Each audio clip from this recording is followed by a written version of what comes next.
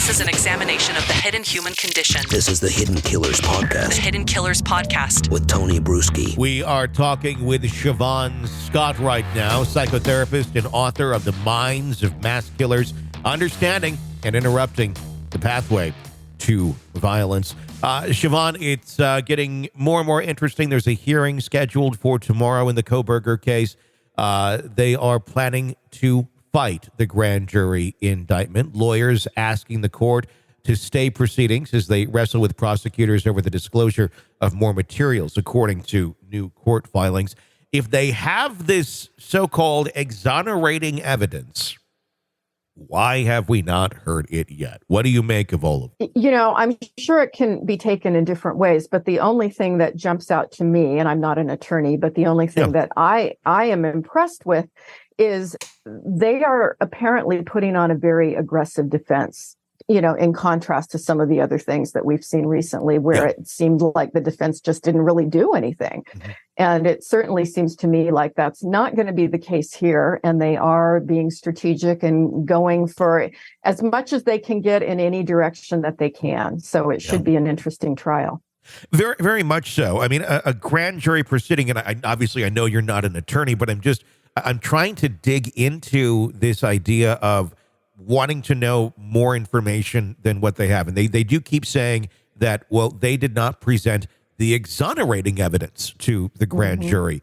Well, what is this exonerating evidence? And if it exists, why would we wait all the way for a trial if it's so exonerating? Couldn't this be brought out right now and just save everybody the time?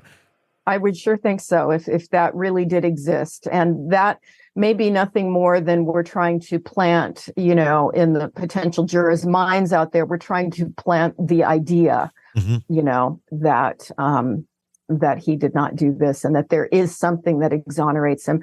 I think so much of the theater that goes along with court proceedings is often it's kind of a mind game that attorneys play with the jurors, you know, and we like to think that everything is just cut and dry and clear, but there's a lot of psychological manipulation that gets going. And I think that bounces around both sides, you know, so just as, you know, the prosecution will certainly look for jurors and look for people that they think is going to support their story. And the defense is coming up with an alternate story. And, you know, that's the thing that this leaves me with is that they're just being very, very aggressive about they have an agenda here. And doing it and trying to get ahead of it before we even have an actual jury for the trial itself. They're trying to seemingly influence the public and potential jurors, if you will. Potential jurors, exactly. Down the road. Which is an interesting thing because obviously you don't want a juror that knows too much about the case going into it. But at the same point, they're almost kind of hedging their bets, I think, thinking, well, in Idaho here in Moscow, the odds of someone not knowing about this are slim to nil. So we got to get something in there with them. Yeah, I don't think you could find anyone in the country anywhere who is not pretty darn familiar with this case at this point. So, yeah, I'm sure that there's a lot of, you know, psychology going on with what they do and how they do it. And then, of course, we're left speculating. And speaking of almost everybody knowing about the case, let's talk about the psychological end of it. Why has this case sparked so much interest, sparked so much, attention as compared to the other, murders that go on every single day? Obviously, the gravity of it, 4 young, attractive college girls being murdered by this creepy type character that we're seeing, allegedly. But why? Why has this one gotten the legs that it has, I guess?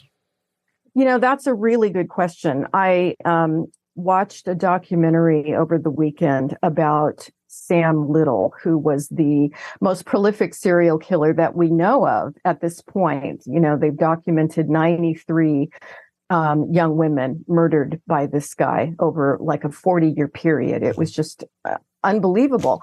And there haven't been books written about him. There haven't been movies written about him. Most people aren't familiar with his name or the fact that he killed 93 women. Yeah. But the thing that came out in the documentary so clearly was that he very carefully chose his victims. He chose, for the most part, women of color who were prostitutes, addicts, alcoholics, people who lived on the margins, and he was very intentional about it. He chose people that nobody cared about, and he chose people that wouldn't be missed. And so even in a few cases where he was picked up on suspicion of these murders in years past, he got off very easily because there was no aggressive push in a trial to hold him accountable. And it was really apparent that the type of victims have a lot to do with how much energy is put into prosecuting someone for the crimes, which is horrible. But I do think that Idaho, being these all-American, beautiful young people full of life from wonderful families, it just says something about the kind of people that we care about more in our culture, as opposed to so many other people who are murdered all the time. And it doesn't really get any attention. It's true. And it's always interesting to see what's going to get the attention and get the legs that it does. Sometimes, and it's not always necessarily the level of the crime or the depravity of which took place in the crime. I think you're exactly right. It's about who has people that care about them. If there's at least a family that people care, that gets you some legs. And then if it's they could be potentially relatable. Is that part of it too? The relatability of some of these kids that lost their lives, where if you're a parent, if you're an adult at all, I mean, you could see these kids and go, those could be my kids. This could be, totally. A niece or a nephew or whatever.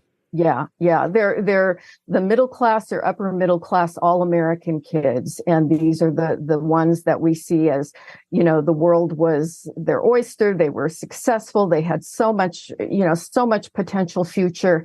And yeah, I think it captured everybody's hearts in a different way than, just another woman of color who was a prostitute addict murdered. It's like Sure. Nobody feels their heartstrings pulled in the same way, which is of course horrible. It's a tragedy. All of these deaths are a tragedy in the same way, but certainly some capture the heart in all those ways that you just mentioned.